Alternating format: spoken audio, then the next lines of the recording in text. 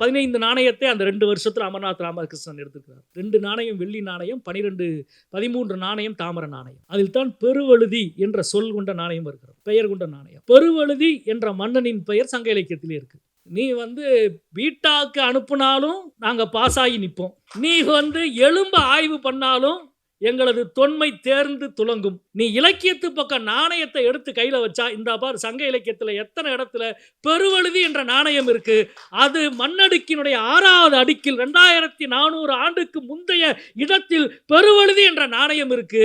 2400 வருஷத்துக்கு முன்னாடியே எழுத்தை கண்டுபிடித்து எழுத்தை நாணயத்திலே உபயோகப்படுத்துகிற அளவுக்கு உலோகத்தை பற்றிய அறிவை உருவாக்கி அந்த அறிவின் அடிப்படையில் வணிகத்தை செழிப்புற வைத்த ஒரு மனித வாழ்வை பற்றி நான் பேசிக் கொண்டிருக்கிறேன். வெறும் புராண கதையை வைத்து பேசிக் கொண்டிருக்கிற, அதிகாரத்தின் மீது நிற்கிற ஒரு ஆணவத்தில் மட்டும் நீ பேசிக் கொண்டிருந்தால் உங்கள் ஆணவத்தை வீழ்த்துகிற வலிமை அறிவு சமூகத்துக்கு என்றைக்கும் உண்டு என்பதுதான் எங்களது வரலாறு முழுவதும் காட்டுகிற உண்மை.